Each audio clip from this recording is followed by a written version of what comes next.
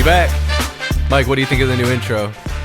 Dude, it's groovy, man. I'm really digging it. I love it.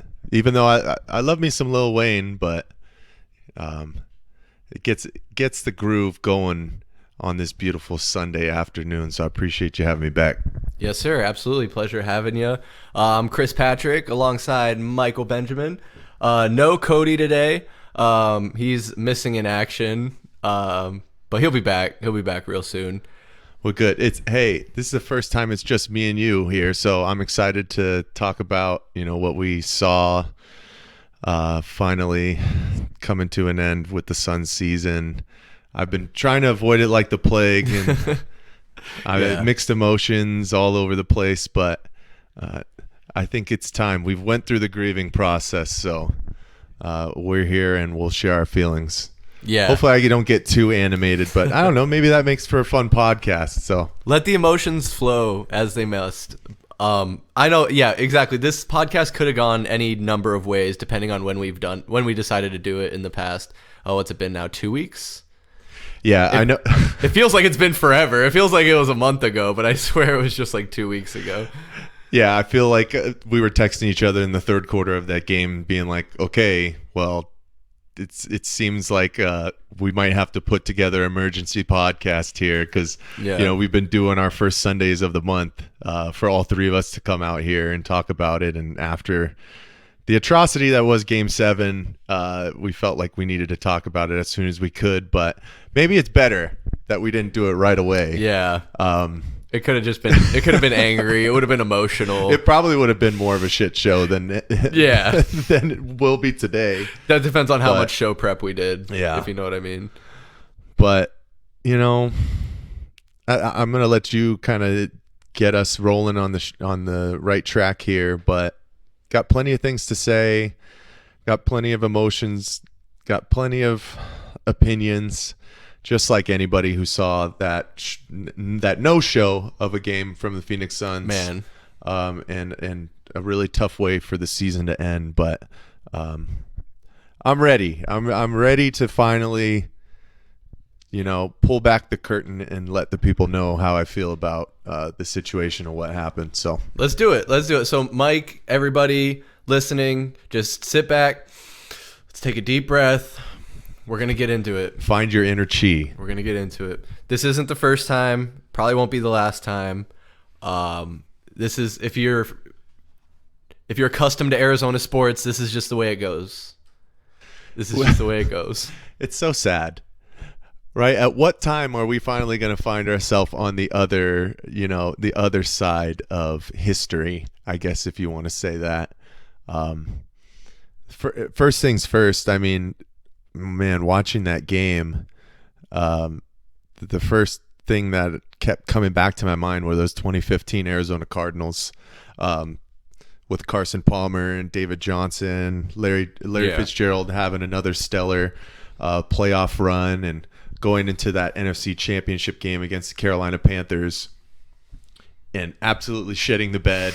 Carson Palmer with 5 picks, Patrick Peterson with a fumble on a punt return, and just wondering, man, how can you not be prepared, or how can you be so unprepared? Was it the lights were too bright? The jitters got in the way. You can't get anything really rolling chemistry-wise at that point. But it's tough for a team that had been gelling so well throughout the entire season. Moving to what we thought was going to basically be a guaranteed Western Conference Finals matchup against the Warriors, which I know that the country wanted to see. Absolutely. And that's all I could think about. I mean, at halftime, it's 52 or 52-22 or whatever. When Luka hit that step back on Cam Johnson, man, all of those emotions came flooding back. When we were sitting in Cody and your guys' old house watching that Cardinals team fall apart in front of our very eyes. And it was tough, man. It was really, like I said, we've gone through the grieving stages. We've been mad. We've been upset. We've been sad. But once again, Arizona sports finding a way to set historic precedents in the utmost worst fashion that you could possibly imagine. And just, when is it going to end, man? When is it going to end? That's what I was going to, thank you so much. I was going to say, we are making history the wrong way. We are the franchise that has no championships. Like, especially the Cardinals, they're the oldest franchise, I think, without a Super Bowl, or on that list anyway. There's probably only a couple other teams. And it's like, when are we going to get our day? I think it's great what you were saying about the Cardinals there, because I think, and this is I have so many questions. There are so many questions to be posed here, and it's not anything we'll necessarily have an answer to, but we're going to speculate on. And what I wanted to say is that Cardinals team, if I remember correctly, one of the criticisms was, and speculation on that was, that they were reading too much of the press clippings that were talking them up. We're saying, oh yeah, this is going to be easy. So I wonder, again, if that's another similar comparison to the Suns team. You have the best record of any NBA team throughout the season. You set a franchise record for wins. So now you're reading these press clippings. You're kind of thinking it's going to be a cakewalk to the finals, and then you're going to then that's when you'll really start turning it on, is when you get to the finals. But like I said, there's just so many questions, and that Game 6, Game 7 disaster. I just want to rewind, just pull it back a little bit and share with you guys. Mike, I was in Las Vegas for that game, which I didn't want to be. I wanted them to win Game 6, or I wanted them to finish the series before that, so I wouldn't even have to worry about it while I'm out of town. But I'm out of town. I'm in Vegas, and I'm like the day before I was a little unsure, but then the day of I was like, I need to support my team. I need to have full confidence. We got this. So I put on my Devin Booker jersey, and I'm going out to watch Game 7. And my fiance, I was with my fiance and her family, and I was with her dad at the blackjack table. And I'm like, hey, I'm gonna go break off. I'm gonna get a beer, and I'm gonna watch this part of the Suns game. And he's like, all right, I'm on a roll. I'm just gonna stay here. I'm like, all right, you do you. Anyway, you can't leave when you're on a heater. No, exactly. I wasn't doing so hot on the tables, and he was. So I left him to it, and I was like, I'm gonna watch this game, see how it goes. But at that time, it was already a rough start, because it was what was it? Jae Crowder made the 3-pointer, and then the Mavericks went on like some 18-0 run. I don't have the numbers in front of me, but it was some crazy shit where it was just ugly. So by the time I sat down at the bar, I was already seeing the game getting sideways, and then it just got worse. And every time I thought the Suns were gonna bite back a little bit, it was like one step forward, 3 steps back. The whole first half, and that halftime, that's when we were, like you said, we were texting, and I knew it was done. You didn't watch the whole game, did you? Game 7? Call me a fair weather fan. Call me, it's somebody who doesn't really support the team. Oh, dude, my dad and my mom came over and watched the game with me and Bree, and we had to turn it off before halftime. Even your dad was down to turn it off than anyone? Oh, it was definitely my dad's call. But at that point, when you're going into halftime and it's a 30-point lead, you're just utterly demoralized. I had already had enough of Reggie Miller's bullshit throughout the entire season, or throughout the entire series. So I didn't want to hear more about it. And we saw kind of, all that we needed to within that first half anyways. I'm also kind of a guy, I've been around this team my entire life, and I don't know if I get big nerves even though I'm not playing in the game. I don't like to start watching the games, right? I'll let the game begin, and then I'll find myself turning on the TV partially through the first quarter, maybe even the second quarter, but I'll keep the ESPN update like pulled up on my phone. Yeah. And too many times throughout that series, every time I would open up my phone for the first time to check the score, it would be 15-5 or 15-8, where we're already kind of starting to sink into a hole. You can see the trend and to come out so flat to start games consistently was always a red flag, especially in those games in Dallas for games 3 and 4, where both of them, it seemed like every game when I turned that scoring app on, we're already down by 8 within the first 3-4 minutes of the game. Right. So then you're consistently finding yourself just trying to claw back to get back within the game. And obviously nobody wants to start like that, but that sets a precedence, and it's, and we saw what happened from there. Yeah. Yeah, no, that's exactly a great point. I mean, what we need to really break down here, and what I want to talk about is what is the reason for that? Why are these games getting sideways so fast, and why are the Suns getting blown out in a critical Game 7 that every player lives for? And I think a lot of blame has been thrown around, and I think everybody on that team carries a little amount, some amount. It's not any one person's fault. I will say that. I don't think it's any one person's fault. You might disagree, so I'm not going to say it's obvious. But what I want to start with in breaking this down, because the biggest people I'm going to assign blame to is Ayton, Monty Williams, Devin Booker, Chris Paul, and Mikal Bridges. And then there's more blame to go around for guys like Jae Crowder. JaVale McGee got in foul trouble. He didn't play well throughout certain points in the series. And so just ignoring, like, Game 7 is one thing, but the whole series entirely, I was listening back to the last podcast we all did, me, you, and Cody, and we were talking about, we were looking at their roster and talking about, oh, well, Bridges will lock down Doncic, or at least be able to hold him a little bit. Booker will, of course, be able to handle Brunson, and the rest is just cake. And then here we are now. I'm feeling a little embarrassed, but I think all Suns fans are feeling a little embarrassed. I wasn't even like sad. I went straight from sad to mad to embarrassed. It was like a range. We all, like you said, we went through all the stages of grief and all the emotions. But what do you feel like? So that's what I want to say. I'm sorry, I'm getting kind of sidetracked here. But Mikal Bridges. Let's start with Bridges. How much blame does Mikal Bridges carry for not showing up to play defense against Doncic? Or do you think he did show up to play defense? And I mean, part of it was scheme fit. They tried to do a lot of switching and giving opportunities. In those first two games, they basically said, hey, okay, Luka, you can go and get whatever you want. We're going to lock down your wings and your outside shooters and let you score 40. But as long as your contributors aren't there with you, it should be pretty easy, which was what we saw. But adjustments, man. We talk about it, even when we coached. From even quarter to quarter, you have to see what's going on the floor, how spacing is happening, who might have a hot hand, and who you have to clue into. Yeah. It seemed like the Suns were on that high horse where they're going to ride or die by their way no matter what happens. Do I place some blame on Mikal Bridges? I think I do to a certain extent. I don't know how much on the defensive end I would, because there were just some games in this series where the Mavs shot lights out from outside. Right. And some of the other things that I've been hearing too is like, the age-old saying, you can't trade threes for two or twos for threes, right?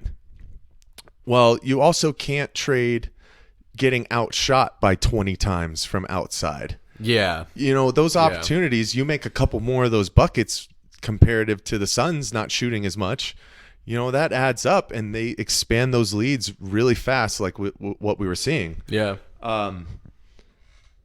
But, yes, you're the number one team in the NBA for the entirety of the season. You find a way to close every game. You are consistent, and team camaraderie is great. But at the same time, playoffs are a completely different animal. You're not going out and playing the Wizards on Tuesday night and then the Nets on Thursday and the Sacramento Kings on Saturday night, where you have specific game plans each night for each of those teams. Right. Your tendencies and your consistency is going to waver within a series, but it's who makes the better adjustments as the series goes on, who keys into those really true aspects that are going to, take you over the top and get you those 4 wins within a 7-game series. And the Suns, man, they struggled to do that. And I don't know if it was just because of ego or, we got guys going for all NBA team. We got the defensive runner up. We got accolades out the ass. Exactly. Oh my goodness. Yeah. I think I made note of that. Cause it's, Chris Paul was, NBA third team. He was all defensive first team. Booker was all NBA first team. Bridges was all defense first team. Yeah, you said Monty Coach of the Year. So yeah, accolades out the ass, and the regular season best record in the NBA. But that doesn't mean shit. Nobody's gonna remember that. Right. I mean, and teams clue into what you're doing, and if they make the proper adjustments and you don't, you see what happens. Yeah, that's a great point, and that's what I don't think a lot of people understand. Sports fans in general that maybe aren't basketball fans first is when you look in the NFL or hockey, they have much larger rosters, especially the NFL. You're looking at a 50-man roster, 30 teams. That's a lot of fucking dudes. Granted, it's over a large swath of positions, but when you look at basketball, you're talking 14 guys on 32 teams. These are the best basketball players in the world. In the world, the NBA these are the best basketball players. So even the guy on the end of the bench that never sees the court is better than any player you've ever seen in your life, or played against in your life. And that's a generalization, obviously. I mean, obviously you'd be an exception. You've played against a lot of people and seen a lot of people, and you go to any NBA game, but you know what I'm saying. Oh yeah. It's just tough, and there's obviously other factors that might go into it, like possibly CP3 being hurt, or Devin's hamstring still kind of hampering him, and so on and so forth. But you can't make excuses to that, man. No, you have to adjust to those situations, right? And I think that's what I'm saying is it comes down to the basketball IQ at that point, because these guys are all ballers. They're all bona fide, good players. Like, they're in the NBA for a reason. Even Abdul Nader, I've hated on that guy, but he plays in the NBA for a reason. And there's a variety of reasons, and there's other things that I don't even fully understand or would be able to speak on, factoring into how you get into the NBA. But that's a whole nother conversation. The fact of the matter is, and what I think you're trying to get at, and I agree, is that the NBA playoffs are a whole nother animal from the NBA regular season. And you have to be able to make those adjustments, because it's 4 to 7 games against the exact same team, and they're going to be making adjustments to you, and you got to adjust to their adjustments. And we just didn't see that with the Suns. It felt like they were just ramming into a brick wall over and over again, expecting the same result. Right. I mean, what we saw from the Mavs, those first 2 games, Luka went crazy and got his numbers, but his other guys were still kind of struggling. I know game 1, Maxi Kleber went crazy. Yeah, Kleber went crazy. My goodness. But he made it more of a precedence to, I mean, Luka's such a transcendent player himself, where he's going to get his. Yeah. But he started thinking, okay, let me get my guys going early. Let me make sure that Jalen Brunson gets to his spots on the low block to abuse Chris Paul or any lower guards and get him to his spot 8 to 10 feet around the rim. Yeah. Let me get my shooters going early. Let me get Reggie Bullock some touches. Let me get Kleber going. Let me get Bertans firing. Even, all those guys. And then by the time that... Not household names by any means. Right. By the time that all of those people are firing, then you have the guys like a Spencer Dinwiddie step up in game 7, go for 20 plus, and it's a freaking boat race before you even know it, because everybody else is rolling and has made their adjustments, are part of the game plan. Yeah. And then you get that added cherry on top, basically. And we're over here still wondering, well, can we put Campaign on the floor right now because he can't hit a freaking running jumper at all? He's one-track minded. He can't see the floor. He's not spacing at all. He's just attacking the rim and throwing up anything he can. Yeah. One guy that I'll give praise to, which I didn't in the first series, Jae Crowder. I thought he might have been the best player, at least from an offensive standpoint, in this series. He got it together a bit. He was the most consistent. But adjustments, man. I'm gonna keep freaking prying at it, man. This is all it is when it comes down to the NBA playoffs. It's what you see on a night-to-night basis and adjusting, because you're playing the same opponent. You have to attack different ways if you get things shut down. Mm-hmm. They kind of knew that, the last 4 games of the series, Chris Paul wasn't really going to be that big of a presence on the offensive end. For what reasons, we don't know. You can say injury. You can say whatever the hell. It just seems like a cop-out if they say injury. But, I mean, if it's an injury, it's an injury. Right. But so what do? They start saying, okay, Devin Booker, we're going to send the doubles at you early and often. Yep. We know Devin Booker doesn't like those doubles. If you want to go get in your bag and go get you your 35, you're going to have to fucking work for it. But everybody else is going to have to contribute if you want to win. Yeah. And most guys weren't ready to show up. I mean, Mikal Bridges, 31 points in game 5. That's great. That's wonderful. Yeah. Where are you the last 2 games? Where are you on a consistent basis? Mikal Bridges is now has been in this league for long enough where he needs to be a 15-point average scorer. Yeah. I can't have nights. We're going back to the last time I was on this mic talking about it. We can't have the Jae Crowder 1-for-7s. I can't have 6 points and 5 rebounds from Mikal Bridges on ever. No. I need to have 15 and 8. Every single night, night in, night out. I know he guards the most prolific scorers on each team. He expends a lot of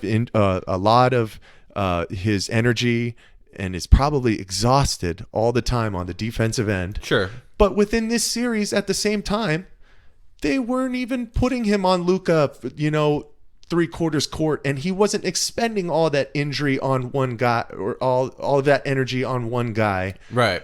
So where are you on the offensive end, putting your guys over the top?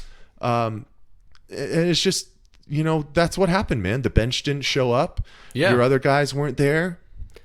DA, we're going to get into him plenty today. We are going to get into DA for sure. How do we not have scripted plays for him at least a dozen times within the game? And that's a great transition, because that's what I really...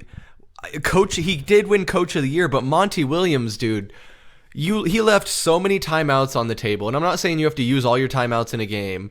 I'm not saying that dictates who won or lost or did whatever, but I even said it there's a lot of things that I went back and listened to on the podcast when we got together, and that was another one of my criticisms is Monty leaves a lot of timeouts on the table. He lets momentum carry for the other team is a little too far. He trusts in guys a little longer than he should. And another thing I said is I was praising the Suns' depth overall as a team, because like you say, you should be able to make the adjustment where if you have a guy like Booker, he can shoot off the catch, he can shoot off the dribble, dynamic scorer. If he's getting those double teams, you should be able to get a dynamic center like Ayton. Ayton's supposed to be a top 5 center. He's commanding top 5 center money. He better start fucking playing like a top 5 center. Truth. Like you said, we're gonna get into it, but what were those numbers? If we sign Ayton, I think I have it here.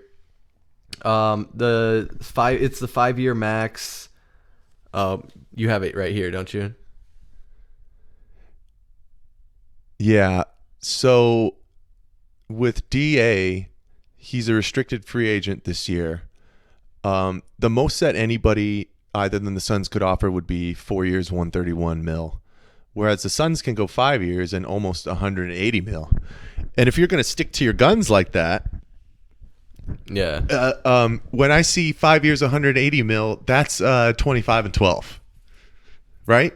You have to be getting 25, 12, and 3 blocks a fucking night. You're the second highest paid player on the team. You better put up the second most points and the most rebounds at your position, because you're the fucking center. And he doesn't play, and that's what it makes it so hard to justify for the Suns, because knowing how this goes, if we keep him, he'll be a dud. If we trade him somewhere else, he'll flourish somehow, and it'll be about a referendum on how the Suns can't develop their players. He'll end up being like 6 straight years All NBA. Yeah, first, second team. He'll rattle off All-Star, continuous All-Stars, make pushes with whatever team he has deep into the playoff rounds. Right. That's Arizona sports for you. But I could totally see that happening, 100%. We can go back to the coaching aspect as well. Like, please, let's wind that back. Monty, with everything that happened at the end of the game as well, when there was that little tiff that people were reporting, where DA might have said something to Monty, and he basically came back and said, "Well, what did you say?" Maybe possible reports that there was kind of a tear showing within the locker room itself between DA and the coaching staff and the team going forward. And it's all hearsay. We don't really know.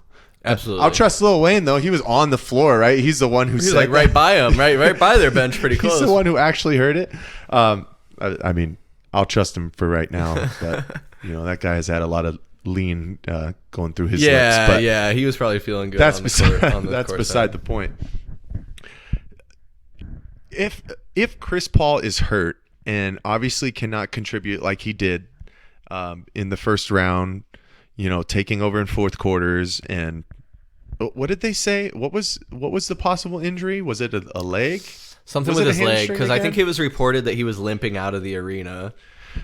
And I just think it's funny that like he was, nothing, no reports of that throughout, and then as soon as you lose Game 7, you're limping out of the arena.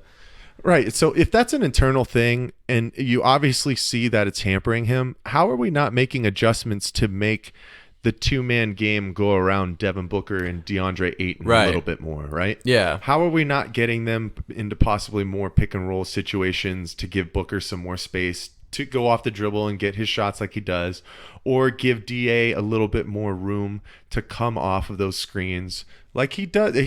He's an agile big. Yeah. He started to show that he can go off the dribble a little bit more. But sometimes, bigger centers like that who aren't ready to really impose their will, they need a little bit movement to get to their spots and then kind of back their body into guys, move them around a little bit, then dump them the ball and get into that. I mean, where was that? Or did I miss it? Was it part of the game plan? Was it just kind of, no, we're going to ride or die by CP3 here. Hopefully he'll start the mid-range and some the shots, three-point and the one-on-ones. That's apparently all the Suns were capable of mustering at the end there. And it's sad. And that's what it's like. Why can't you adjust and say, like, that's not working? Like I'm saying, running into a brick wall. Why aren't we doing what you're saying? Feeding Ayton, letting him get deep. Because they didn't have an imposing center that could rival Ayton. He should have been able to take on any center on that roster. I mean, they played small the entire series. They didn't have another big, really. Exactly, yeah. So Ayton's to not contest with him at all. If he is saying what he's reported to have said, he's not wrong. He can't pass himself the ball. He can't make Devin Booker give him the ball. He can't make Chris Paul give him the ball. What he can do is he can get himself in position and call for the ball, which, I mean... See, that's... Did we see that from Ayton ever? See, that's a bigger difference, right? If you point the finger, you also have to be ready to point it back at you as well. Uh-huh. Are you working hard enough to get yourself in a good position to be trusted to dump that ball down there and then go to work, right? Are you working hard enough to put yourselves in those positions to be successful on the basketball court? Have you shown you can consistently capitalize on those opportunities? That too, but for bigs, man, positioning is... Especially if you're going to be a traditional big like in the 90s who plays back-to-the-back basketball. Yeah. It's all about positioning, man. It's not like Joel Embiid who can get the ball out on the top of the wing, get the ball down into his spots, dribble a little bit more, then get into position down low. Right. That's not part of DA's game yet. Yeah. Will it ever be? He's young, so there's a lot of question marks. I'd like to hope so. We'll have to see. But, other things. Campaign, did he show kind of his true colors of what he is as a player? This is a guy who was fighting to get back into the league. I know he was a first-round pick with Oklahoma City, but he was out of the league and then got his opportunity in the bubble, took advantage of that, and then had an incredible season last year a stellar playoff run. But was it just a flash in the pan? But was it a fluke? Exactly. Yeah. I mean, I'd like to not think so. Everybody goes through stretches where they struggle. Yeah. Obviously, at the worst possible moment for that to happen. But adjustments, man. If he's not working, how are you not putting Aaron Holiday in for those little spurts that they were giving him? They were giving him 8 minutes a game. Well, how do you not try? It seems like they didn't trust him at all. I didn't see Aaron Holiday in the playoffs, at least until it was already out of question and out of sight. But it was just confusing. And these NBA playoffs as well have been confusing. The amount of blowout games every single night, it seems like. It doesn't make sense. Is it because guys are just throwing in the towel and being like, okay, this one's not really leaning our way. We're not going to really, go too crazy and try and make a comeback. Yeah, pull the this Warriors out. gave up an ugly one to the Grizzlies, and they were like laughing and dancing at the end of the game. Like they didn't give a shit. I don't know, man. I would think that an NBA championship team would never get blown out by 40 points like that. That's how I. But that's just me. Maybe that's just old conventional thinking. Right. I don't think that would ever happen. But it's consistently happened these playoffs. Yeah. I mean, we finally got a decent game in Game 6 for the Heat and Celtics. But it's, man, if you want your product to be competitive, Right. what's going on? It's How been are we weird. getting down to crucial games and it's not going down into crunch time where teams are making, the proper movements, putting people into proper, successful opportunities, and games being close down the stretch? I mean, it can't just be because guys aren't hitting shots. Well, yeah, exactly. You look at the Game 7 the Suns played against the Mavericks, and it wasn't just that they weren't hitting shots. They weren't playing defense. They looked completely lost the whole night, disinterested. It almost seems like they didn't even show up, and just not hitting shots doesn't even tell the story. And like you said, that's across the whole league. But just talking about Game 7 in particular, that was brutal. Utterly lifeless is the only thing that really comes to mind. I mean, at home, man, this is when you got to have the juice flowing, and it's got to be going before the game even tips off to come out. And we already talked about how some of these games, were already in an 8-point hole within 2-3 minutes to start. I mean, it's the same thing that we saw, and it snowballed. But we already talked about Arizona sports finding a way to set historical marks. And, of course, that game set one of the worst Game 7 performances of all time, 123-90. I'm pretty sure they had the largest deficit in Game 7 NBA history for playoffs. My goodness. I have a pretty funny stat here. There is only 2 other teams that have lost a Game 7 by 30-plus points. The St. Louis Bombers. Oh. In the 1948 BAA semifinals, which was the Basketball Association of America. So not even the NBA. So not even the NBA. Nice. And who was the other team that lost by 30-plus points, Chris? The other team was the Boston Celtics. No, it was the 1970 Phoenix Suns. Who lost to the Los Angeles Lakers in the Western Division semifinals 129-97 in 1970. But this was a team that set a record for worst deficit at halftime. So the game's over at home before halftime begins. Yeah, like we said, we were texting each other at halftime, and we knew it was over. And looking at the box score right now in front of me, Suns mustered only 10 points to the Mavericks 30 in the second period. And that's not even to, forget that Luka Doncic had the same amount of points as the entire Suns team at halftime. He had 27. 27? So did the Suns. I mean, man, that is sad. 27 points and a half. It's so hard to really fathom what happened and really try and pinpoint things, but to just be dead on arrival like that is it's I thought I would be better and in a better headspace now that we've already had kind of about 2 weeks since this. It might be more than that.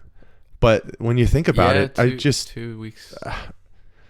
How in the biggest game of your season, how do you not come out with any kind of energy and any kind of freaking gumption to fight, really? And that's what blows my mind is you go from hero to zero real quick. You were coming off the best season probably most of those guys have ever had.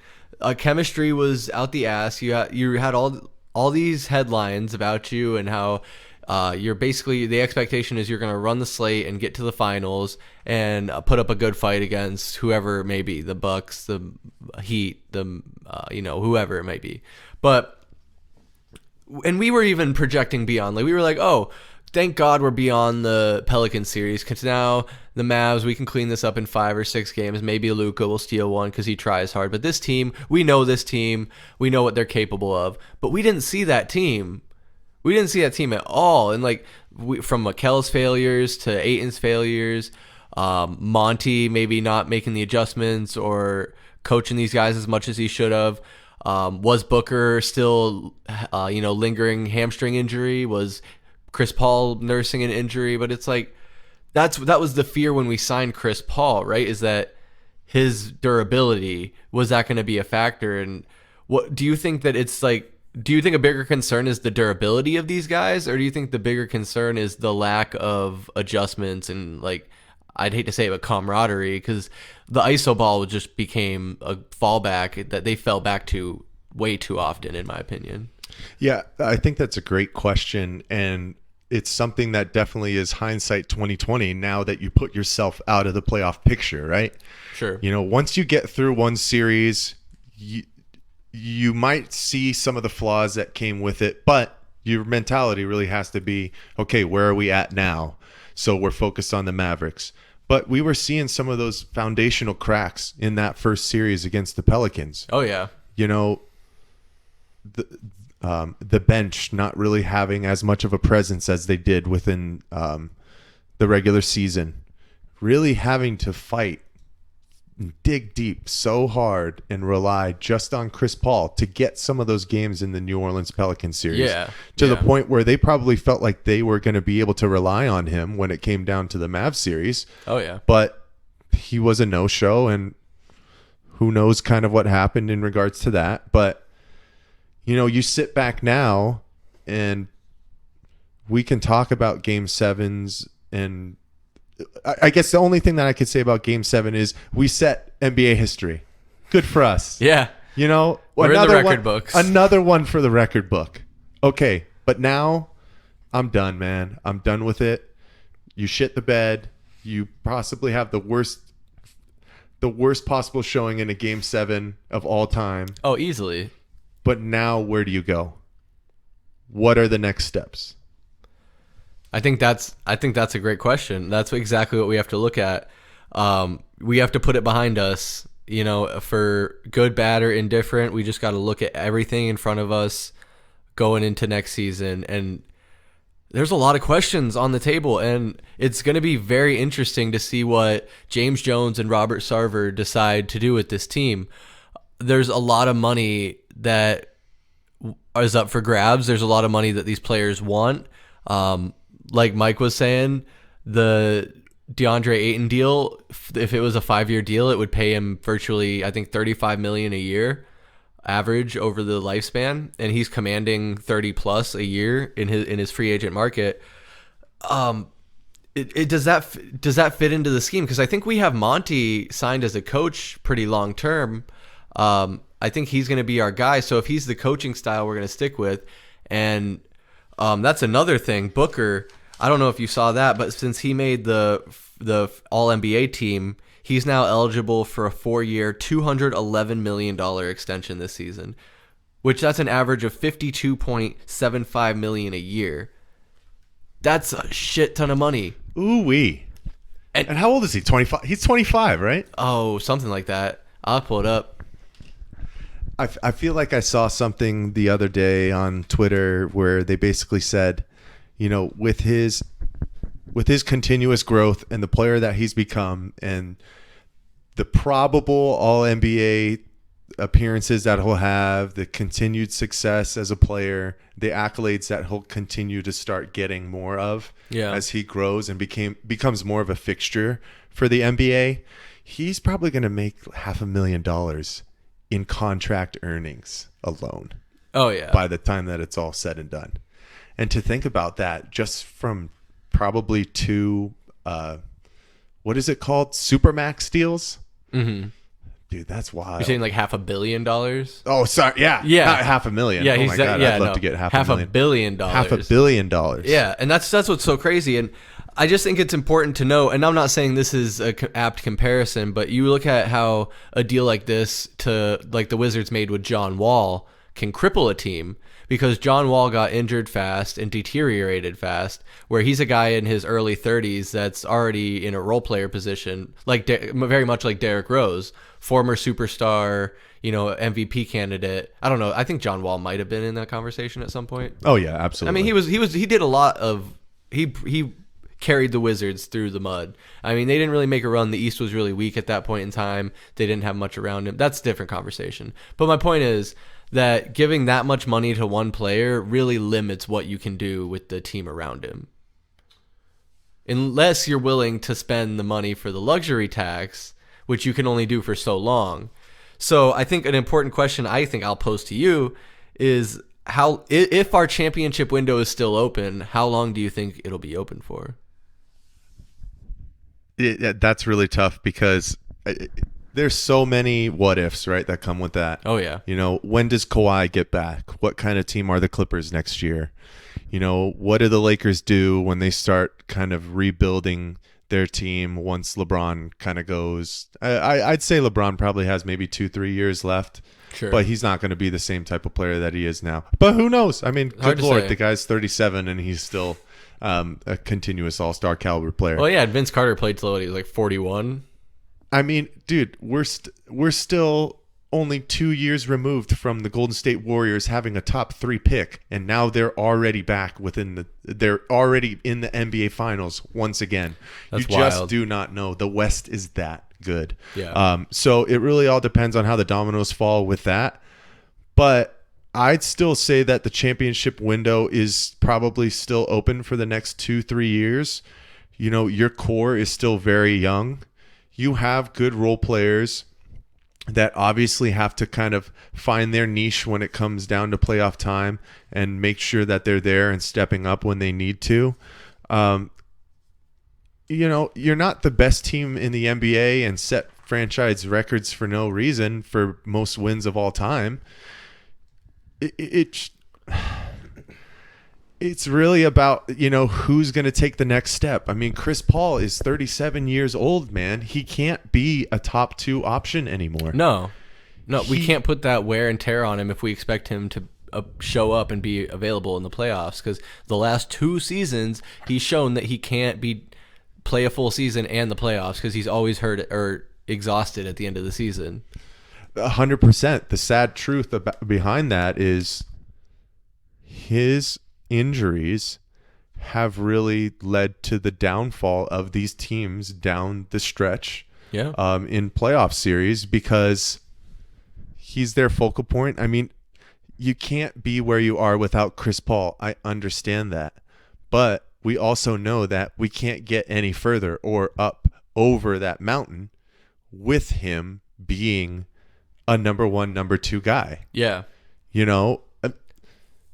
Father time is undefeated, as they always say, right? Absolutely. And it sucks that injuries come about and it can, degrade somebody to the point where they become almost non-existent of the player that we've seen for, an entire 6 months.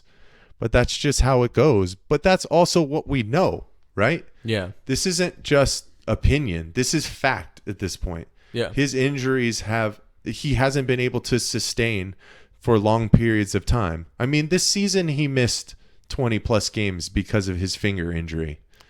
Mm-hmm. So, and I remember when they were talking about, the rumblings, okay, who are untradeable pieces for the team this year? And they're saying it's Chris Paul, it's Devin Booker, and it's Mikal Bridges. Everybody else is expendable. My top 3 is it's Devin Booker, it's Mikal Bridges, and it's DeAndre Ayton, because it's about the youth. It's about what you don't know yet from these guys, but they've been able to play on that level of championship basketball and contribute. DeAndre Ayton is 23 years old? Yeah, he's a young blood. He still has plenty to learn, especially in the big man game. Oh, yeah. Right? Without a doubt. And we're going to dive into him a little bit deeper here, but we talk about future, we talk about what are the options now, where do you go moving forward, and you gotta if you're going to start thinking about a max contract for Devin Booker and DeAndre Ayton, I would do it. And the easiest one is the supermax deal for Devin Booker. I know you talk about John Wall and his situations, but yeah, we went through 10 years of dog shit with this team, and Devin Booker was pretty much there through all of it and continued to get better. That's and very has true. been a face for this franchise. Yeah. So you reward that. And you especially reward a guy like that who wants to be here. And we haven't had that in a long time. Exactly. In a long time. He wants to be the face of this franchise. Good point. And he's an all-NBA player and is going to get better as well, even though he's already on season 7 or season 8. So he's a veteran at this point, which is crazy to say when he's 25 years old. Literally. But you got to get another scorer who can go get buckets by themselves, spread the floor for that number 2 option, or you force it to be DeAndre Ayton and you start building the game plan around him a little bit more and kind of restructure what you have as a team. Yeah. Which is okay, but it's what you have to do now because Chris Paul is heading into the twilight and I can't trust him anymore down the stretch. It's just fact. Chris Paul. Oh no, yeah, Chris Paul. I can't trust him. No, and I think you're right. I think the Suns should probably lean more towards a youth movement and the guys that are under 30 years old. Hard as that is to say, approaching 30, but it's so true that if you look at, or I shouldn't say it's so true, but what I'm trying to say here is that when you look at the scheme and what the theme is around the NBA, it seems to be going more outside in versus inside out. So do you need to pay a guy like DeAndre Ayton $160 million, or do you look for another, like you said, second or third option that's a 2 or a 3 that can also score, maybe even a 4, a stretch 4 like Kevin Durant? But like you said, we're gonna dive. Don't do that to me, Chris. Don't do that to me. Do we do the Durant question now? Yeah. Or do we tease it now? And don't get me excited and tease me like that. Okay, so I don't know if you guys know this, but everyone has wild speculation about what the Suns are going to do this offseason. Sign and trade Ayton, sign Ayton long-term, just let Ayton walk. Is Ayton going to sign the qualifying offer for $16.4 million for 1 year and then become an unrestricted free agent next season? Who's to say? But the hot gossip on the internet is... and I'm going to pose this question to Mike, but a question to all of you. Would you trade DeAndre Ayton and Cam Johnson, and maybe a first-round pick, for Kevin Durant?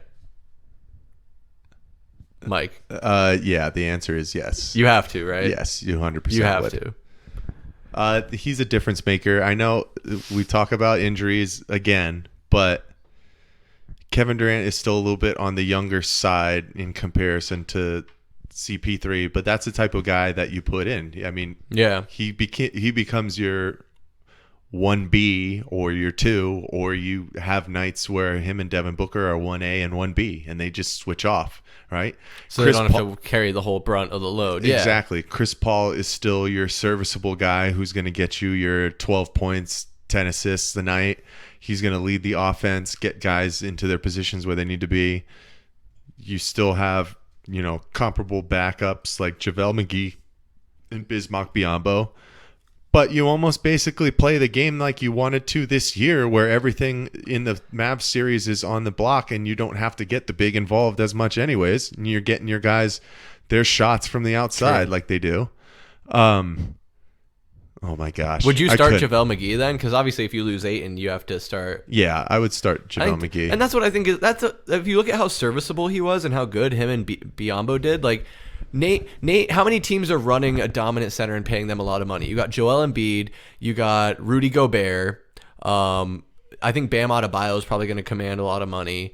But who else? I'm sure I'm forgetting. Jokic. Yeah, sure. But like he also plays a little outside. Like he can play mid-range. I don't want to say he's a 3-point shooter. He can knock him down here and there, but he doesn't really lurk out there too much. But you're right. I guess he's on that list too. But is Ayton, when you put Ayton up against all those guys, does does it make sense to pay him like those guys? I just think at this point, for how young he is, you would pay him the max because of what he can be or what he possibly can be. I'm looking more so for the future, right? Yeah. And it could go either way. There's some guys who get enticed by the money and work harder the year before to make sure that they can get it. And then they kind of just coast and they're like, okay, well, I got my big max deal and whatever comes along the next time is what I get. Yeah. But then there's other guys who will get it and then they take it to heart and we're like, I gotta really put my head down and put my feet to the fire and start really working to be a superstar and a legend that I want to be because I know I'm worth it. And he's a young guy that he's taken steps every year. He's a different type of athlete for how big he is as well. Yeah. But man, like, it's different, dude. Like, the two guys that I really think about are Jokic and Joel Embiid, where they demand the ball. Yeah. They demand to get their touches, and they make themselves an absolute presence within the floor. And they can be on both. They do it on both ends as well. Yeah. Where DA's just not there yet. But both of those guys are a little bit older. But that's what I'm paying him for. I'm paying him to get there. Right, because I think exactly like I think said. he can be that kind of player. Man, but you if you start kind of thinking about, okay, if you're going to go down that road and you're going to pay him his max, I don't want to go past the 4 years. I don't want to do the 5 year 180, the full 5 year. No, I want to do that 4 years 130. Because when you get down towards the end, if it's not working out after the first year or two, that's more of an enticing contract to get off of your books and trade, where you can get pieces back, maybe expiring contracts to free up things. But also more teams will probably be more inclined to make a move at it because it's less time and they don't have to worry about, the 35, 40 million that are on the books in 2027. But, it's the same thing that we saw when Chris Paul signed here. Is he brought along different players that are going to be kind of difference makers, like a Jae Crowder, like a JaVale McGee. And now Devin Booker is becoming that kind of a player now, where all we hear about is who's Kevin Durant's favorite guy to watch in the league. It's Book, because, of his improved growth, the player that he's become, and the winner that he wants to be. He really can see that in a young kid and probably wants to be around that. I mean, why wouldn't you be, right? Yeah. So as he grows, if you trade DeAndre Ayton and a Cam Johnson, as much as I wouldn't love to lose that kind of a piece, if you get a Kevin Durant back in return, you're going to have other guys that follow, kind of similar to the way that other players follow LeBron James. True. Yeah. There's going to be guys who want to be a part of that, who will be difference makers and be able to step in. So you won't have to just worry about a JaVale McGee and Bismack Biyombo at your center position. You'll probably be able to get another serviceable center who's probably a little bit higher than Bismack Biyombo, I would say. Maybe not JaVale McGee. JaVale McGee is still a very good piece to any kind of Without roster. a doubt. Yeah. So, man, I take Kevin Durant in a heartbeat, but you'd be a dumbass to not. Well, exactly. But let's break that down a little bit more, because I think I agree. And I think we're on the same page where if you're the Suns, if you can pull off that Kevin Durant deal, that hypothetical deal, you do it. You pull the trigger and put a pin in that. And then the other edge of that is you would sign DeAndre Ayton to the max for at least 4 years, maybe the 5 years. But you would secure Ayton to either keep him and see what he does, or keep him as a trade asset, because some team is going to want him and potentially give you something in return, even if you're making a short-term sacrifice. But going back to the pin we just put in getting Kevin Durant, A lot of people would say you were sacrificing the future for the present. Kevin Durant, he's not old by any means in the NBA. He's another guy that kind of can be hampered by injuries. But then you're giving up Cam Johnson, real young, I think early 20s, probably around the same age as Ayton, and Ayton's 23. So what would you say about the value of maybe having 1 or 2 years where the Suns could win a championship or two with a team like Chris Paul, Booker, and Durant? Would that be worth it to see the Valley get at least one championship versus the Suns giving up potential key pieces in the future like Ayton and Johnson? You're talking about a franchise that has never won a championship before. This is kind of a silly question, though. I will take any kind of opportunity to get you to the mountaintop there. Yeah. The tough realization I think that a lot of Suns fans are really starting to see now is, man, our real championship opportunities that we had were these past 2 years when you find yourself in the finals up by 2 to the Bucks, and when you have the run that you've had as a team, the gelling that you're supposed to have had for this year, setting franchise record with wins. It was basically the same team. It was like we were running it back. They call it the revenge tour. And the opportunity to go up against the Warriors in a Western Conference Finals, where I think it really would have been a fight. But if the Suns team is playing as they were within the regular season, I don't see any chance that you're not in the finals again. And I like my chances against the Heat or the Celtics. 100%. So at least the team we saw during the regular season. I don't know about the team we saw during the Mavericks series. Right. So I wouldn't say that the championship opportunity is closed. And I know this is kind of going back to what one of your other questions that you had. But the best chance, I feel, has kind of started to change just as the Western Conference has. So you have to start thinking about, okay, what other big piece can we bring in here and build around to continue the window that we have, because our core is still very young. I mean, I think about the Los Angeles Rams this last year. They felt like Matthew Stafford was that one piece that could really put him over the top. I know they made different, changes, like bringing in the guy from the Broncos. Help me, Chris. Von Miller. Yeah. Yeah. Adding little pieces here and there, but their main focus was, hey, what's that one guy that can get him over the top? That's a Kevin Durant, man. That's a wing, a scorer, a guy who can get you 25 plus a night and can be your 1A or 1B. And like I said before, their core is so young where if he were to come in and you trade a DeAndre Ayton and a Cam Johnson, I don't think you're setting yourself up for that much failure. You're going to have a digression by the time that it does end. Yeah. But a championship looks pretty. Absolutely. And then you build basically off from there. You still have Devin Booker. You still have a lockdown defender like Mikal Bridges. We'll probably bring in other key pieces through free agency and people who want to play here because they know this is a winning franchise finally. Yeah, well, and that almost surely secures Booker here, right? If he wins a championship here, now he's getting all these accolades, first team All-NBA. He's a perennial All-Star. I expect if he keeps on pace, he'll be an All-Star every year for the rest of his career, or most of it. As long as he stays healthy, which he's, aside from a few nagging injuries here and there, he has shown a pretty good ability to stay healthy and be available.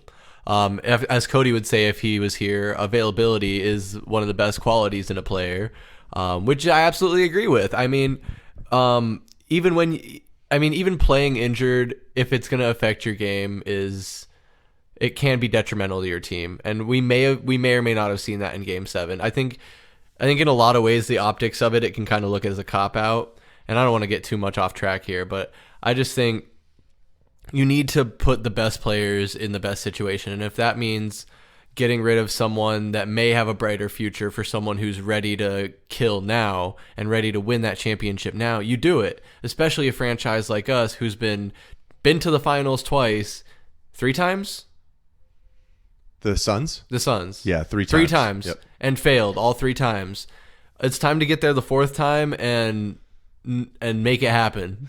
Right, and I don't want to have to wait another fucking 25 Hell years no. like we've had to do. Hell no. I don't want to be an straight. old man. I'm already getting gray hairs. I don't want to be full silver by the time the Suns win a championship. Fuck that. Pardon my language, but fuck that. I'm 100% with you. The time is still now. The iron is still hot. You got to make this kind of, the sacrifices that are going to be tough, but that might really put you over the top. And I trust James Jones, and it felt like he made the right moves this offseason. And even at the trade deadline, I'm very sad about what happened with Torrey Craig and his performance since the trade deadline. He's shown a regression. I'm sad that Aaron Holiday wasn't really trusted and given an opportunity. I know 100%. he's another young guy, but we've already talked about that. If one thing's not going your way, I don't know, maybe try it. That Chris Paul's not getting it done, or he's hurt or whatever. Flukes happen. Campaign was the fluke last year. It happened. Maybe Aaron Holiday does the same thing. This overall talk about Kevin Durant, though, I don't make that trade for him if it includes getting rid of Mikal Bridges, because I think he's another guy that has steps that he can take to become a really, really incredible player in this league and a consistent guy on both ends of the floor. Right. He's already second in Defensive Player of the Year voting, and what he's going to give you on that end of the floor. Right. And he's a winner, 100%. Two national championships at Villanova. That's the kind of guy that you need to have in your locker room, because they know, and I know obviously winning in the NBA is different than winning in college, but man, those type of guys, that mentality will transfer when you win at every level. I think I talked to you about this the other day too, when we were talking about game-ending free throws, and I talked about the Reggie Miller versus the Knicks 30 for 30, and how Ahmad Rashad said, there's a difference between those guys that say 3, 2, 1 and they're counting down, and when they shoot it's like buzzer beater. Mm-hmm. And it's like there's those guys where it's like it's not going in, and then there's those guys that when they take it, it's going in, and they know when it's time for winning time. Yeah. Mikal Bridges, I don't have to say that he's that shooter, right? But he's that guy when it's winning time. He's been there, he's done that, and he's going to continue to get better. And he's a piece I can't get rid of to get back a Kevin Durant. Yeah. I can't do it. Because he's shown, obviously, you don't make, he was first team all NBA or all defense? Mm-hmm. So you don't make first team all NBA defense by being a slouch. And he is like an Iron Man too. He hasn't missed a game. So that when I talk about durability, you want a guy like Mikal Bridges. So I agree with you, absolutely. And maybe this might be the detriment of our podcast. We're just sitting here agreeing with each other all the time. But no, absolutely. I mean, come on. Mikal Bridges is the man. He's freaking Mikal Jail. He's the dude that we trust on defense. And yeah, I can point to some shortcomings in the playoffs on the offensive end. I can't really, off the top of my head, think of anything I saw specifically on defense, but I just can look at the numbers and see that the Suns were grossly outscored. And obviously that doesn't fall all on Mikal Bridges, but when you're charged with guarding the best player on the other team, and the best player on the other team is Luka Doncic, obviously that's a tough task. This guy's an all-star. This guy's a superstar. Like, he is a champion. He won in the EuroLeague. And obviously the EuroLeague is not the NBA, but he's battle-tested. He knows what it takes to win a championship. If you swap out Booker for Doncic, with those teams, I don't know. I don't want to go there. Those are a whole lot of hypotheticals. I have so many. We could drown in. These are exactly. We would just drown in these questions. We would be running in circles with our heads cut off like crazy chickens.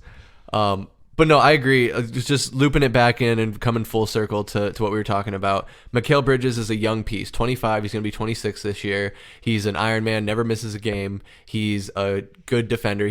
I expect he'll get better as he moves into his late 20s and early 30s. And we've got him locked up for at least, I think, another 2-3 years with the contract. Another 3, yeah. Another 3. Yeah. Cam Johnson, he looks very promising. I would hate to see him go, but if you're getting a guy like Kevin Durant, you got to do it.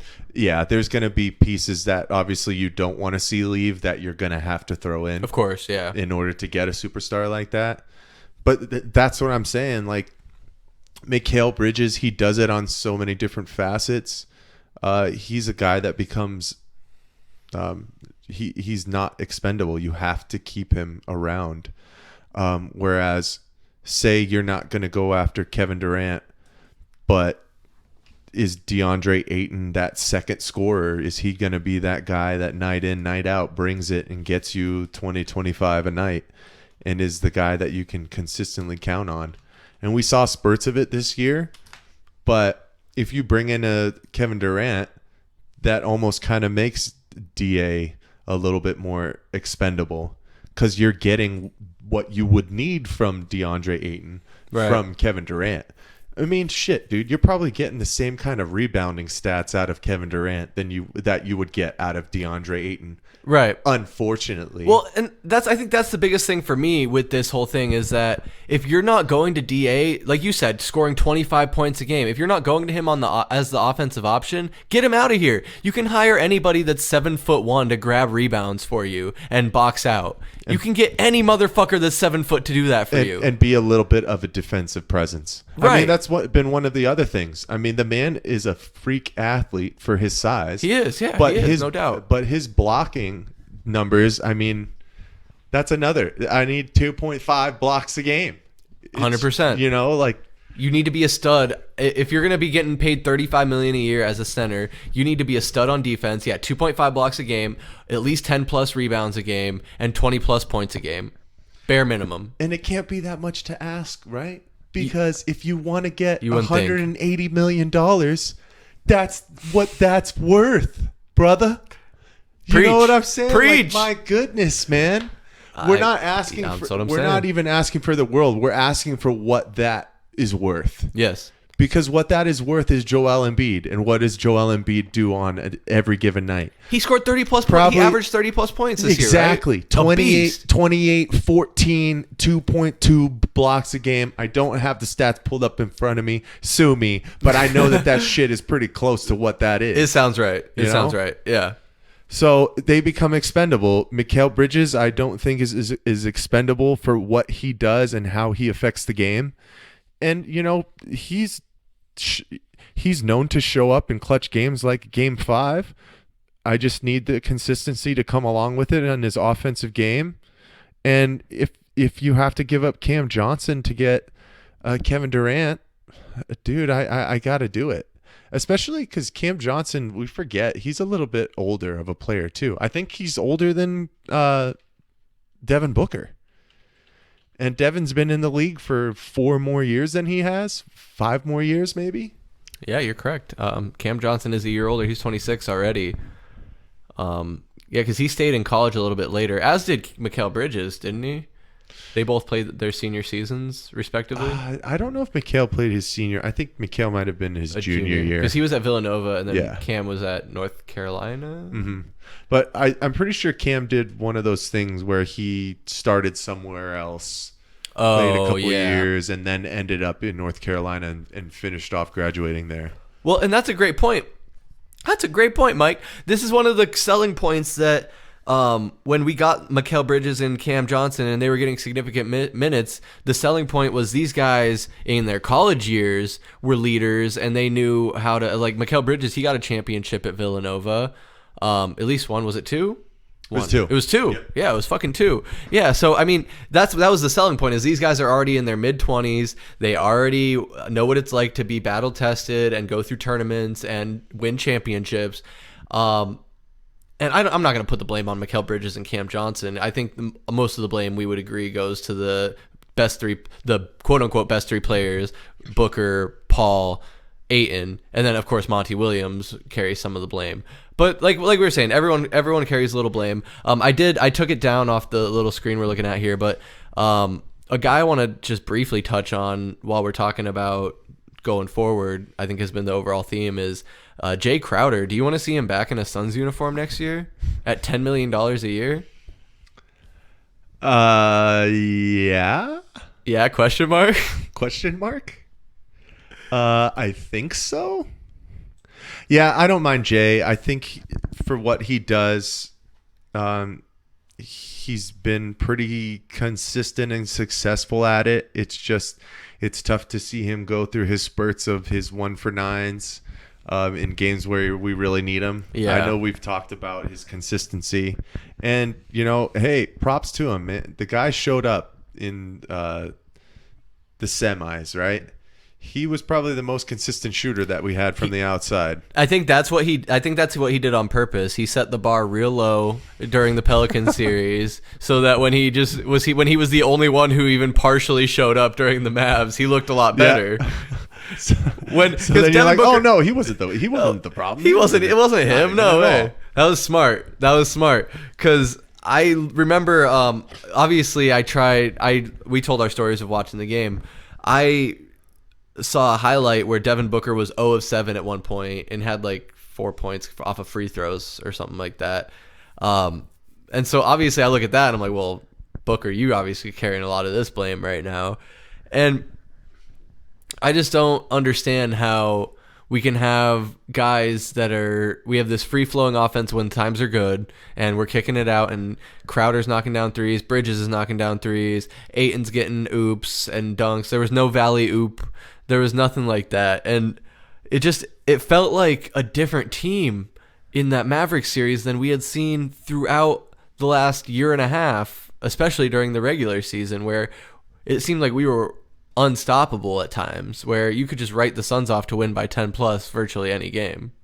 Yeah, in the regular season, I remember so many games where I'd get those notifications. I might be at the gym and going into the fourth quarter, the Suns are down by like 8 or 6, and you're like, okay, we'll see how this one pans out.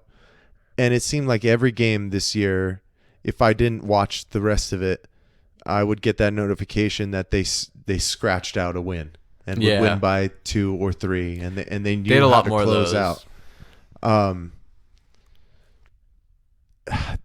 There had to have been something more that we didn't see, and obviously that happens. You're not in the locker room. You don't get to hear all the real mumblings. You don't get to know what kind of relationship these guys truly have with each other. Yeah, how close are they really, truly? You just get to see the dancing and the dog pound stuff. Yep. And you think that all's good in the hood, right? Like all's gravy train. Yep. That was for you, Cody. Miss you, brother. Gravy. But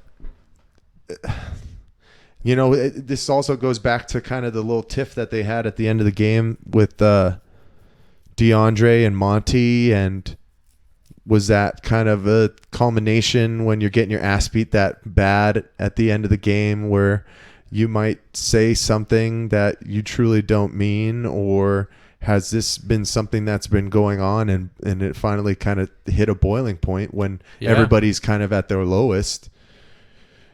What they were saying, that there's already been some kind of turmoil within the locker room on DA's front, right? Yeah, a little bit. There's his agent saying that he wanted max money, and according to his agent, the Suns didn't want to give him max money.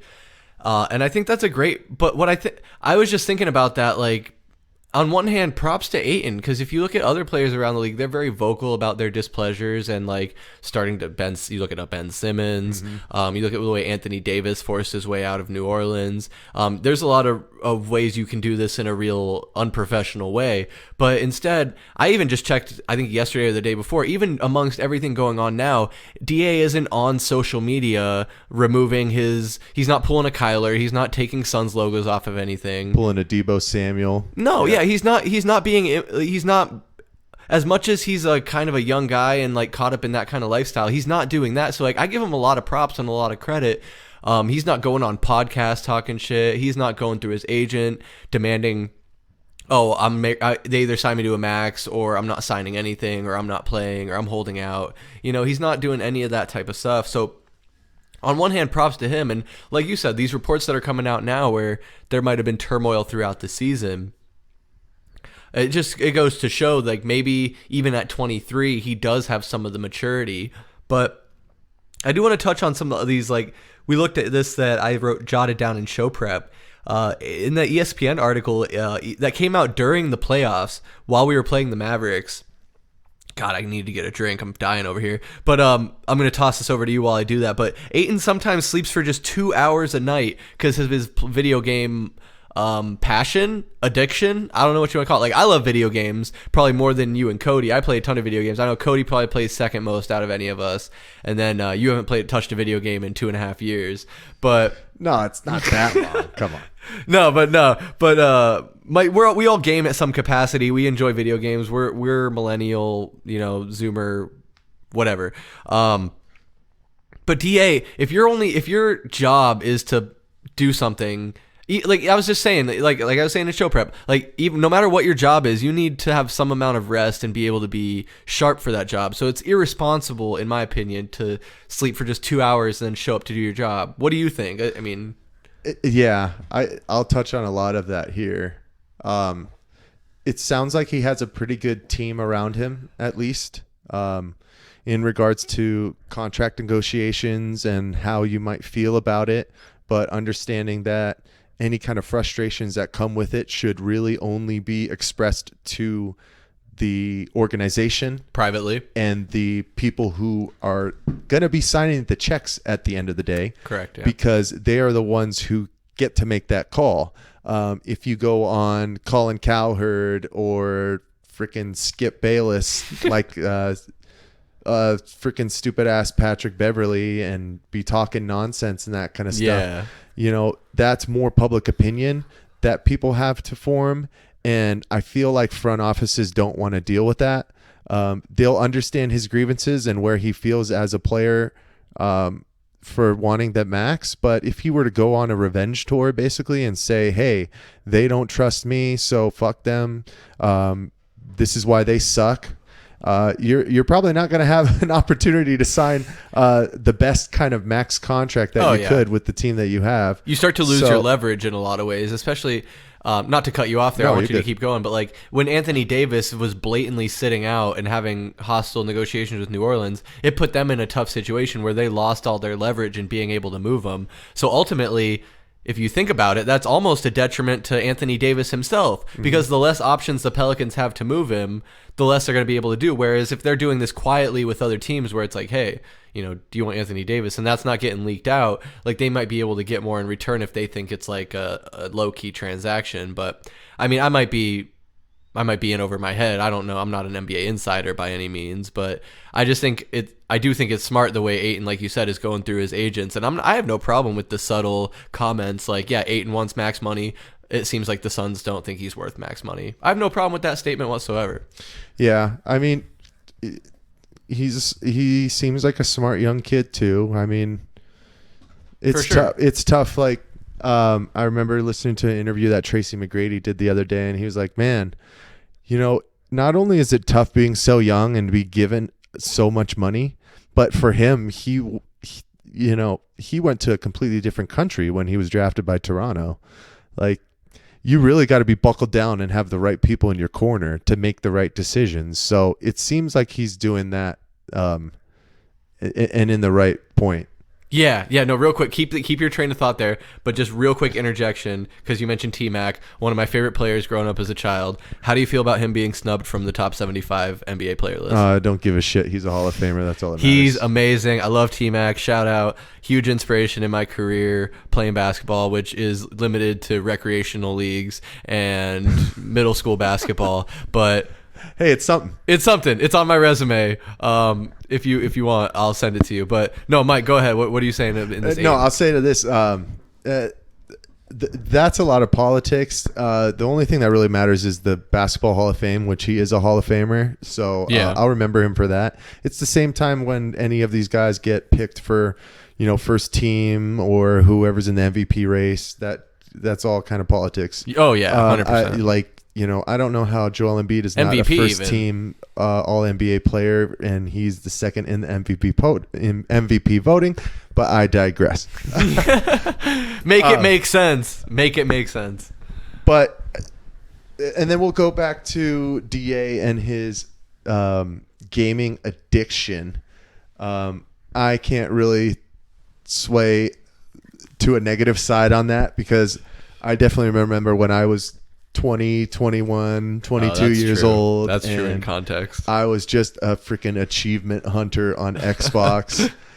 There was a couple games I remember. I think it was like Need for Speed Underground or something, where it was literally all you had to do was play the game, and every boss that you beat, you'd get like 100 gamer score. Yeah. Because I was like, I'm gonna 100% this game, and then you get a little special thing. Yep. So I understand where that's coming from.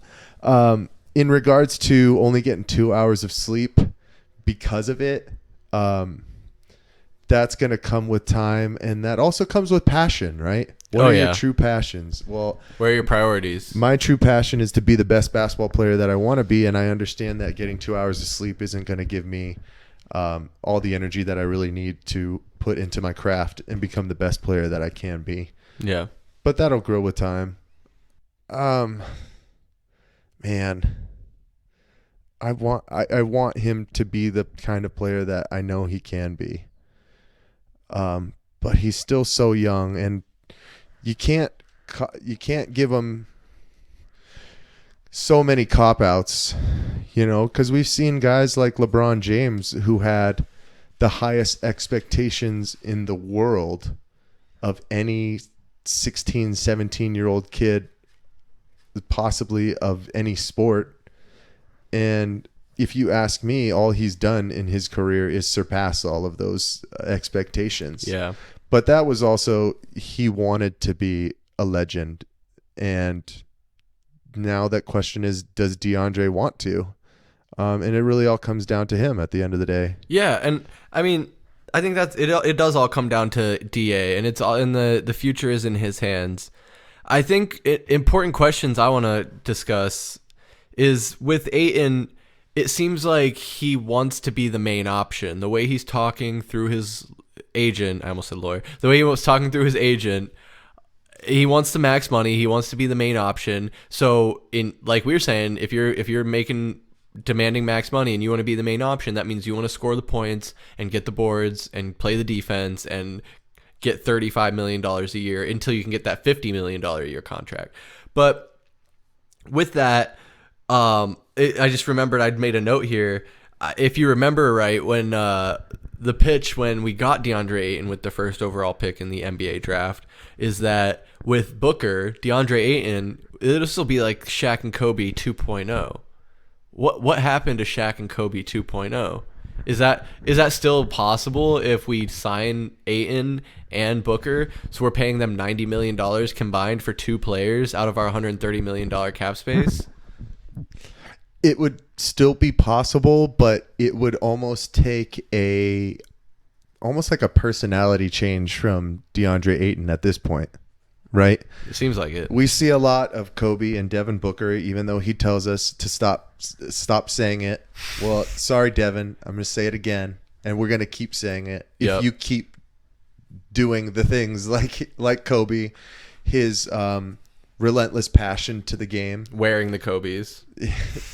I hope that he's kind of that first athlete, the way that Jordan Brand signs guys now. Yeah. Like they've signed Zion, Russell Westbrook. I hope he's that first guy for the Kobe umbrella and comes out with kind of like a Kobe player exclusive. Are they doing that? Are they starting like a Kobe exclusive? Well, brand? Now that Vanessa Bryant has re-signed with Nike. So they worked it out. The Kobe brand is back with Nike again officially. Good. So they'll start, doing their retros and maybe doing more shoes the way that the Jordan Brand line goes. Now they're at 36. But I hope Devin Booker is that first guy who gets that Kobe signed under the umbrella and gets to have his shoe, because I don't know if there's any player who really deserves it more than him. I mean, Immediately, no. Yeah. I don't immediately know. Devin Booker wants to be the greatest. He wants to strive for greatness. He is about improvement and being the best player that he can be and putting his head down and being quiet when he needs to be and working. And if you want to do Kobe and Shaq 2.0, DA needs to bring the dog out.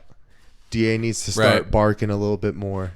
DA needs to start imposing his will, and he needs to start beating motherfuckers up. That's what it comes down to within his game now, 100%. right?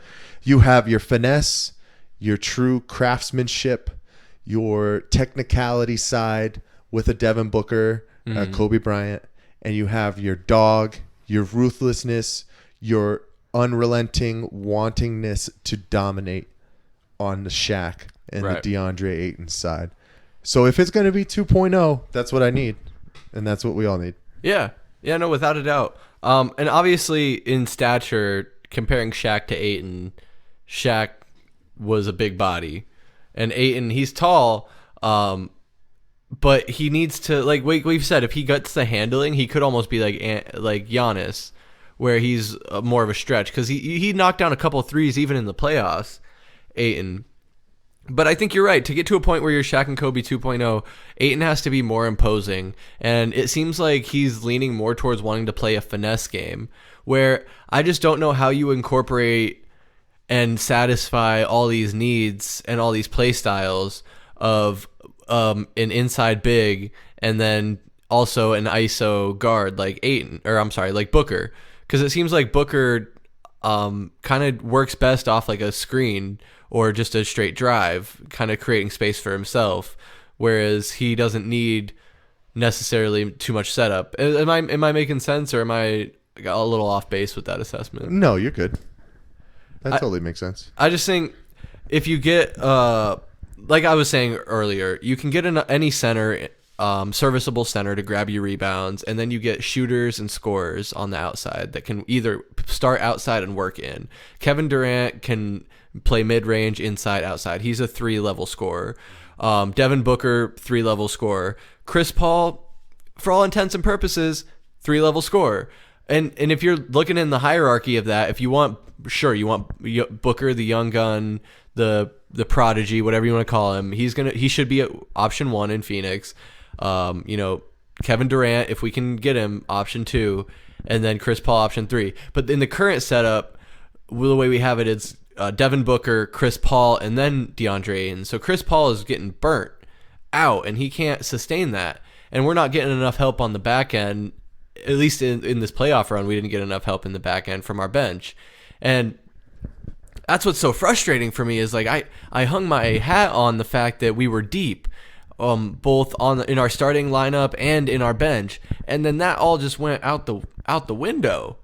And it just leaves you wondering, like, was that just was there other stuff like you said, was there other stuff going on behind the scenes in the locker room, in these guys' personal lives? Me and you talked. Chris Paul made that weird comment after Game 6, essentially surmising or saying that there's more important things in life than basketball. And like we said, while that is true, that's a true statement on its face. That's not what you want to hear from your player when you're going into a Game 7 after getting your shit smacked or whatever you want to call it. They didn't play good in Game 6 either. I don't think it wasn't a blowout like Game 7, but it wasn't pretty. It was a blowout, but it wasn't as bad. Yeah, so it just seems like things are spiraling out of control, and the offseason is going to be crucial because there's a lot of pieces that aren't going anywhere. Booker's not going anywhere for the foreseeable future. And I don't see him trading Chris Paul. He's here for the foreseeable future. Mikal Bridges is here for this foreseeable future. Monty Williams, I'm pretty sure he's secured for a little while. James Jones. So they really got to get their shit together. And those guys, whatever bad juju was in the locker room, they're going to have to sort it out. Because we cannot have another collapse like that. Because next season, we better be in the playoffs. That's the minimum expectation, that we're in the playoffs. I don't expect us to be the number 1 seed, run the slate again, but we better be what do you say, top 5? I'd say top 3. Top 3. Honestly, with the talent we have and those pieces I named there that we're keeping, and the fact that we basically have the option to keep Ayton, even if another team offers it, whatever another team offers him, you match it and you make him you force a sign and trade essentially. You're getting something in return for Ayton. You have to match. You have to match. Mm-hmm. You have to get whatever you can back for Ayton. If he's truly not going to be here in a Suns uniform, you got to get something back. So I guess here we go. That's a great transition. So I can throw it back to you. What do you think the likelihood is that Ayton will be a Sun next year? I'd probably say 85 to 90% that DA will be back in a Suns uniform next year. More likely than not. Then. Just because you're not going to have your 1 year, what is it? Contingency, what is that? The qualifying offer? Qualifying offer. Yeah. There's no way in hell he's going to sign that. It's like half of what he's commanding in the free agent market. Mm-hmm. If you let him walk off of restricted free agency with what you could sign him to for that 5-year, like $176 million max, anybody else can offer him his 4-year 131. If you don't sign him to that 4-year 131 that anybody else offers in restricted, then James Jones should be fired immediately. Especially since you don't have any assets or capital as far as draft picks this year. You can't go away empty-handed. If he walks, it's just not an option from a front office standpoint.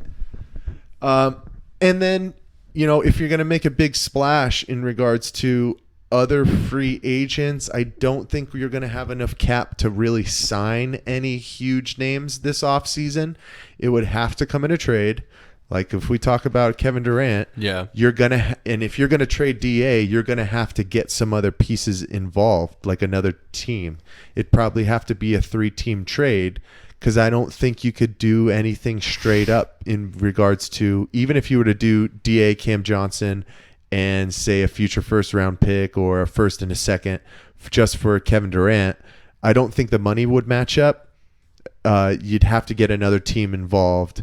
So we could get a little bit more off the books. Yeah, and looking at my notes, I think looking at that potential Durant deal that's speculated, we'd also have to give up Jae Crowder, which I think we're both fine with if it means getting Kevin Durant. But because I like these hypotheticals because I think that's another great question because we've only really touched on Kevin Durant. But what's another player that you would give up Ayton for? Just real quick. Because there's one player I can think of, and I don't know. I'm not necessarily. This is just the devil's advocate in me, but they're saying Ayton and Cam Johnson and maybe a first-round pick for LeBron James. Oh man. Yeah. I don't know. Another old guy, right? He's old. I don't think he's I Chris want Paul's that. age. I don't think I want that. How old is Durant? Durant. That's a great question. Let's look that up. But what's another guy that you might wanna see that would potentially be a trade target in that price range? So what we've talked about is guys who are on the wing a little bit more, can get you 25 points a game. But as far as structure for our team and our system, I feel like it would have to be at least a 3 or a 4, a small forward or a power forward. One of the guys that I thought in the past I was kind of mulling over was a Bradley Beal. Guy can go out and get buckets for you. He can score from the wing. He's crafty with the ball. Can really create his own shot. But that's another Devin Booker. I don't want to play a Devin Booker and Bradley Beal, same time on the floor. Yeah. Guys who can kind of do similar things. I mean, it's the same reason why the Suns didn't draft Luka Doncic, because they were worried about guys who were in similar positions. Obviously, Luka is really more of a natural point guard. Right. He can play like 1 through 3, but pretty it's much. another 1 through 4 almost. It's another guard who has to handle the ball. True. So that's why they went with Ayton. But I mean, Durant's 33. I don't think I want LeBron James. He's 37, right? Because he's up there. Yeah, Banana Boat Boys. They Him, were all Carmelo. kind of around the same age. And, LeBron is starting to break down a little bit more as well, Definitely. Past couple of years, he's missed more games in probably the last 3 years than he ever did in the first 15 years of his career. Brutal.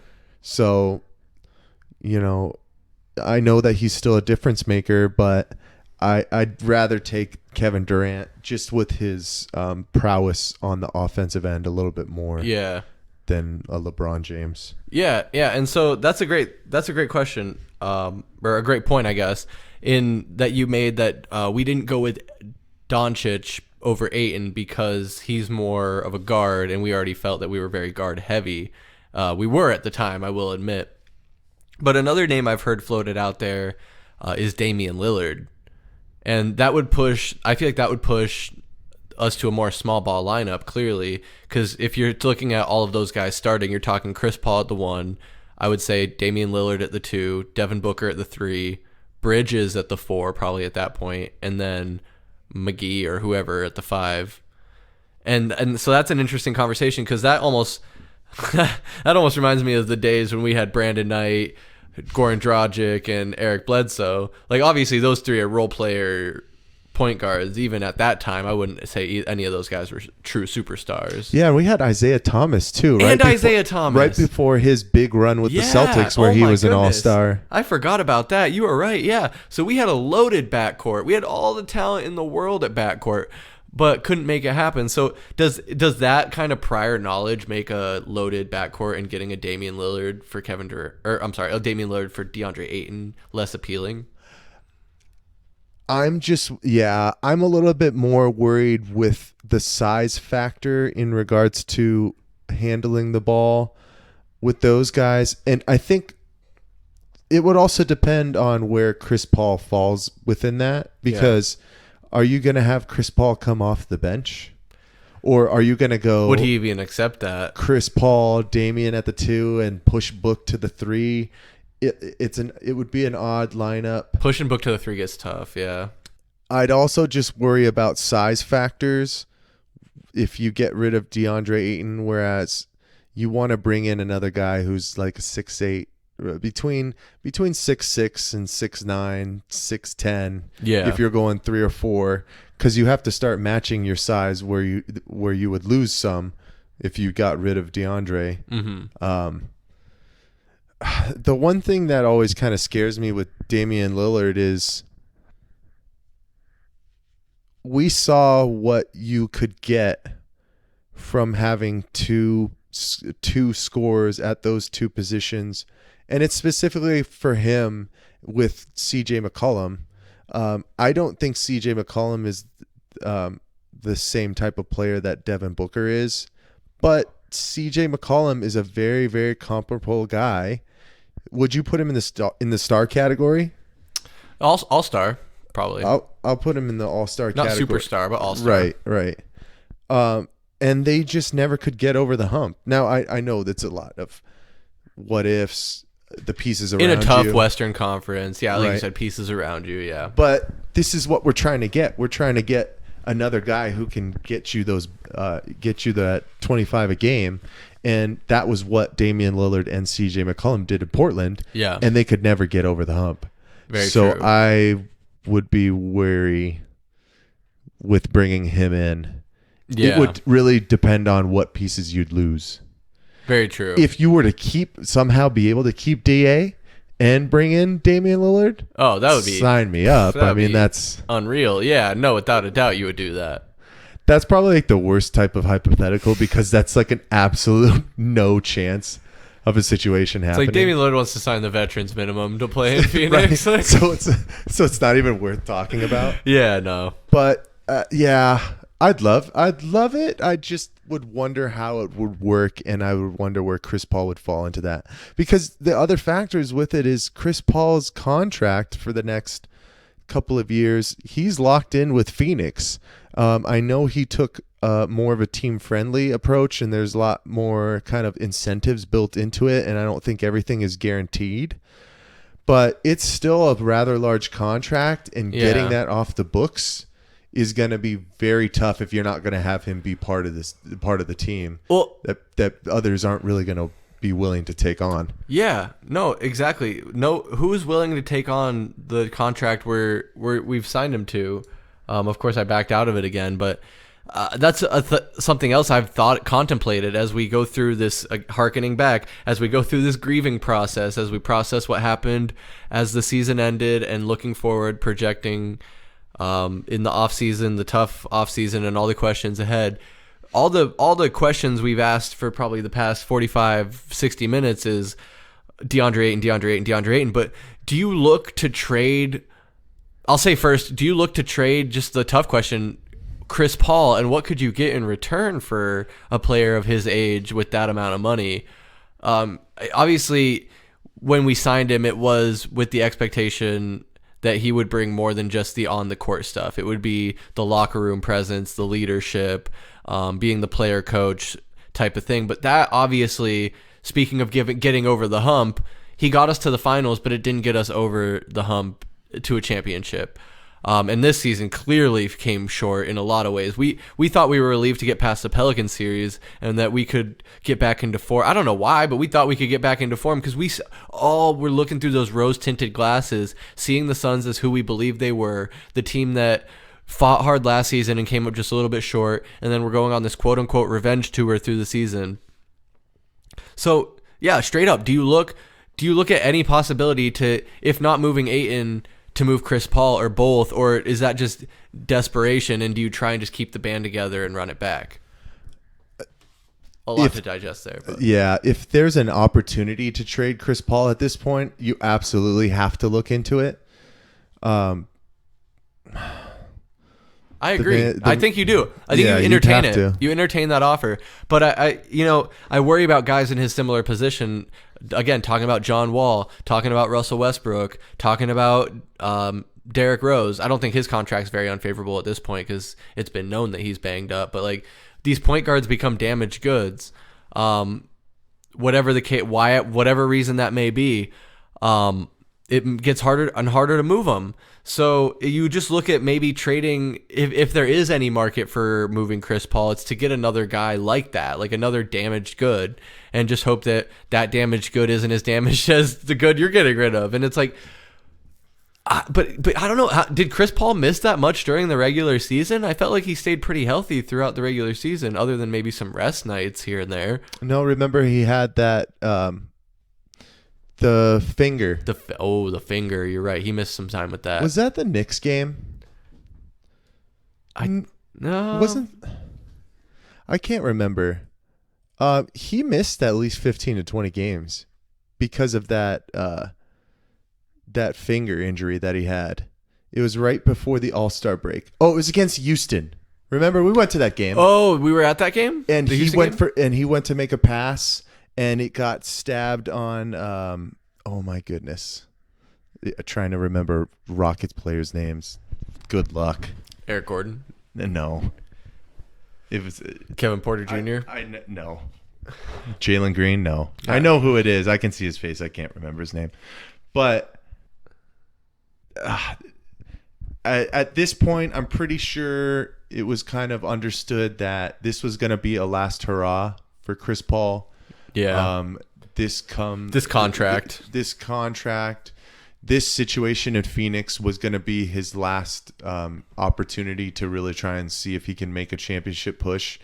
And if it didn't work out, he'd ride into the sunset and do his State Farm commercials and, be some kind of sideline reporter for the NBA in the future, whatever the hell, or work for the NBPA and whatnot. So I don't think there's going to be any possibility of trading his contract to anybody and getting really the assets that you would need to make your team truly better. Yeah. So it's just a tough situation, and I'm not going to downgrade or discredit anything that he's done for this franchise. I'm not going to say that he's done more for this franchise than Steve Nash has done yet either, even though he did take him to the finals. I understand that, but the man has only played for the Suns for 2 years. Right. I just hope that, and it comes back to the situation of what he has to be within his role for the team now, right? He can't be the main guy. That was some of the things that we were seeing down the stretch as well. I mean, he got us out of that Pelicans series because Booker was hurt, and he got us wins down the stretch. He did. In key games. But he couldn't sustain it. And Devin Booker, if you're in this situation, he has to be number one. Mm-hmm. And it seemed like when it came down to situations where he needed to be, they didn't know how to pass the baton properly, I guess. Yeah. If that makes sense. Yeah. So that's why you got to bring in another guy, and he's got to go to the third option if he's going to be a part of this team and be successful. I don't see you getting any assets from him, unfortunately, just with the track record that's happened with him the past couple of years. It's also a tough situation. This will be my last point about it. I know that you spoke about the kind of locker room guy that he was, but I've also heard, different scenarios where people, he'll come into a scenario, clean it up. I think he set franchise records for wins at all of 4 of his stops that he went to. I believe it. The Hornets, they were New Orleans at the first. New Orleans Hornets, yeah. Clippers, Rockets, and now the Suns. Yeah. But down towards the end of his tenures there, people have kind of gotten... they've started to kind of lament him and not been a fan of him and his preachings, and he's worn out his welcome. I mean, comes out the gate strong and then sizzles out. Right. I think one of the things that made me the saddest in regards to what happened at the end of this season as well was, in the playoffs, they talked about the curfew that was implemented. But it wasn't a team curfew. It was a player implemented curfew that was led by Chris Paul. Yeah. And in the locker room after Game 7, Jason Kidd made a jab at the thought of a curfew where they're all kind of celebrating whatever. And then Jason Kidd says, hey, you're in bed at 10 o'clock tonight. And then everybody's like, oh my God, what a dumbass, what a lame, and that kind of stuff, where it's like, maybe that's what's happened on his stints. I mean, obviously that's not his team, but some guys might kind of be numb to his praise or his prodding and how focused in that he is. Well, and it led to a downfall as well. I mean, and clearly DeAndre Ayton's in by 10, but he's up till 4 in the morning playing Call of Duty. Oh, Chris, what can we say? Come on. I like playing Call of Duty too, I guess, but I'm not playing it till 2 a.m. anymore. Not when you got a job to do the next morning. and another part of that was that because he wakes up at 6 a.m. in the morning no matter what. So if he's up till 3, 4 in the morning playing video games, he's only getting 2, 3 hours of sleep. What responsible person does that? Like you said, I love video games probably more than the person next to you right now, whoever's listening to this. But you got to have some responsibility, especially when there's so much money on the line. Yeah. I mean, Mans is so young, dude. His body is still growing too. You need your 8 hours, man. Oh, yeah. Come on. Hey, I just want to say, man, it's good to be back in here with you. Had a lot of fun digesting the atrocities that we witnessed to end this season. Most definitely. It was a fun run. It was a shit show to end. Always love making history. But hopefully one of these days it won't be on the worst end. And, we'll get there one of these days. But I appreciate all of y'all joining in with us once again. And I'll pass it over to Mr. Christopher Patrick. Thank you, Mike. Yeah, in closing, just want to remind you, this is the Heat Check podcast. We're going to do this once a month at the very minimum. Today was just the very first episode. Me, Chris Patrick, and Mike Benjamin by ourselves. Normally Cody Tallman would be here, but he was out sick today. Rest up. Rest up, Cody. Wish him well. Hope he gets better. And he'll be here next time, but probably sooner rather than later. But regardless, we were talking. Me and Mike were talking. We're gonna get some other stuff brewing up. We're gonna get some more content flowing. We think this Valley Sports Plug thing has potential, and right now, like, it's just a passion project and a labor of love, because this is what we love to do. We love to talk about sports. We're doing it anyway, so we want to share it with you, share our take, and hopefully in the comments you'll share it with us. I put up a video on YouTube. We're mainly on Spotify, Apple Music, wherever you can find podcasts. You can probably find our podcast, so check it out.